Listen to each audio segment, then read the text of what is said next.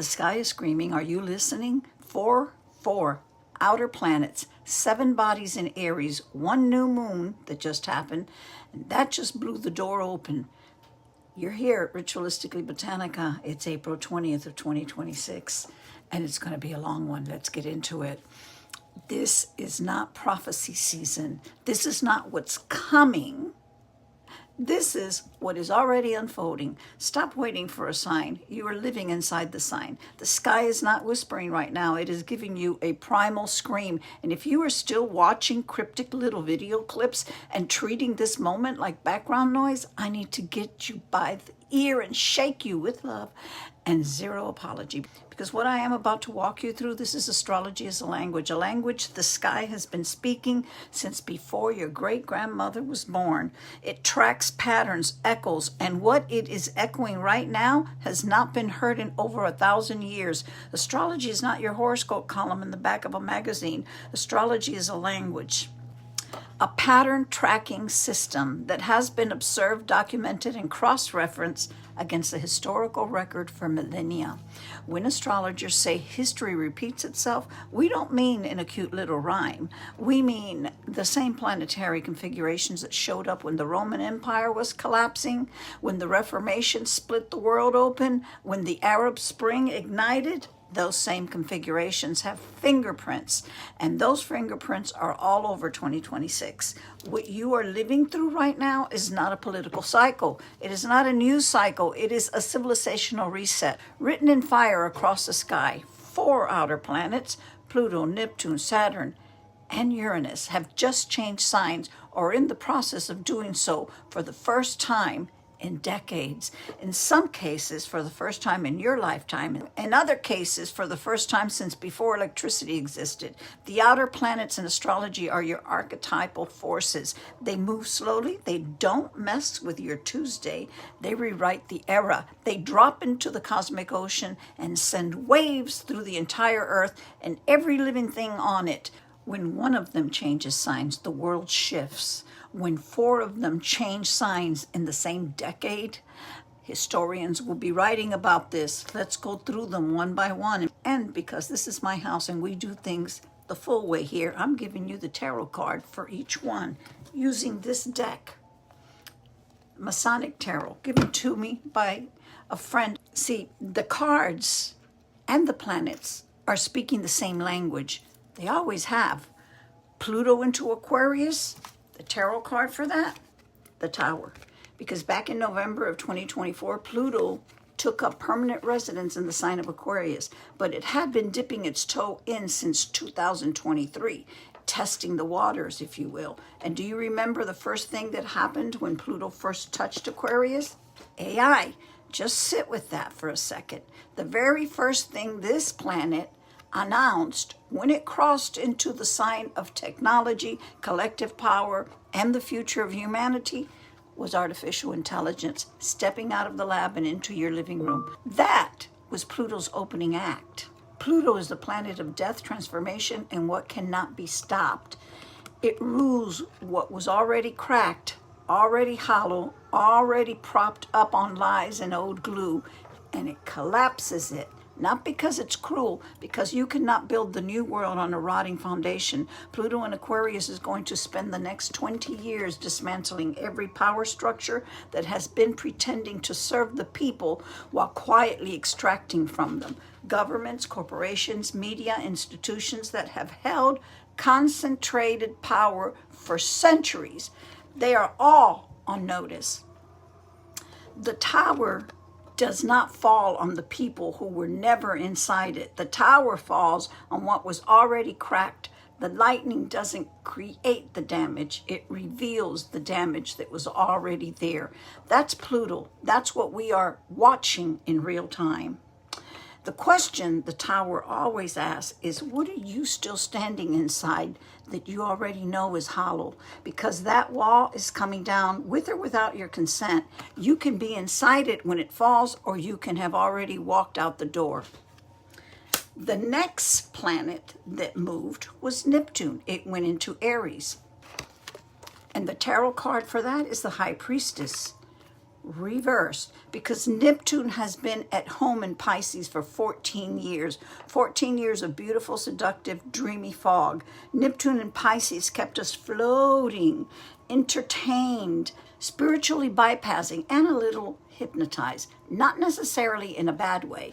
Neptune in Pisces gave us art, compassion, collective awakening, the rise of spirituality as a mainstream conversation. It also gave us epidemic levels of escapism, addiction, and an absolutely masterful ability to not look at what was right in front of us. And then Neptune packed its bags and walked into Aries. The dream is not over. The fog is thicker, but it changed Neptune. Neptune in Pisces was ocean fog, soft, slow, and eventually it lifts. Neptune in Aries is what happens when you drop a hot boulder into cold water. The steam, the cloud of particles that obscures everything in the immediate radius, that's what you get.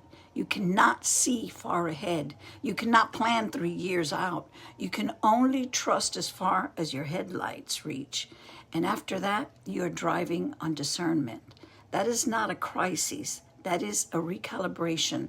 The High Priestess reversed means the wisdom that was hidden behind the veil is now spilling out into the open, uncontrolled, overwhelming, harder to interpret. The sacred is becoming visible, whether we wanted it to or not. Secrets are surfacing. What was veiled is being unveiled, and not gently. The question the High Priestess reverse asks is, what did you know but refused to see? And what are you going to do now that you can no longer look away? And the next planet that moved, well, of course, it was Saturn. Saturn moved into Aries. And the tarot card for this is the Emperor. Neptune came in and burned away the fog of the dream, the comfortable numbness. And right behind it, Saturn moves into Aries. Saturn is structure, discipline, accountability, the planet that looks at your life and says, enough talk. Show me the receipts.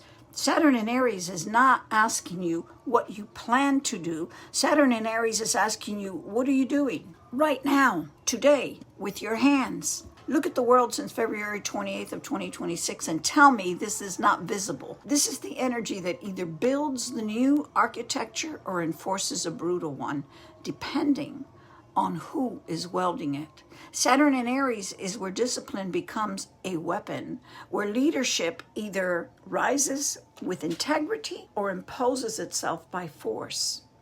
Aries is ruled by Mars, the warrior, the soldier, the one who acts first and asks questions later. You put Saturn in that energy and you get structured military action, imposed order, the physical enforcement of new rules. We are watching it on every screen in every country. But for you, on a personal level, Saturn in Aries is your invitation to stop being the person who has the vision and never executes it. The window is open. The momentum is here. What you build in Saturn in Aries has bones. It has longevity. Saturn rewards the work that is actually done. The Emperor is not cruel.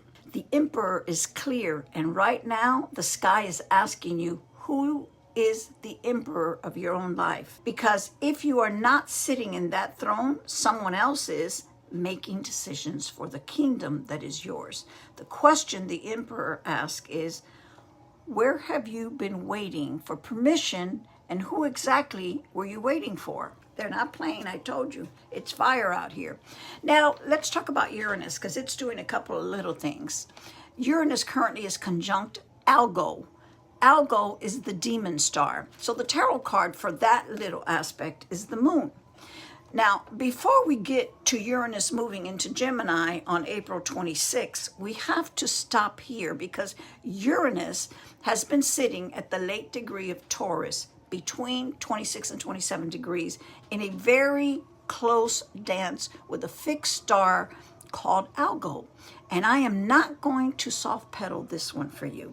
Algol is the demon star, Ras Al Ghul, the head of the ogre.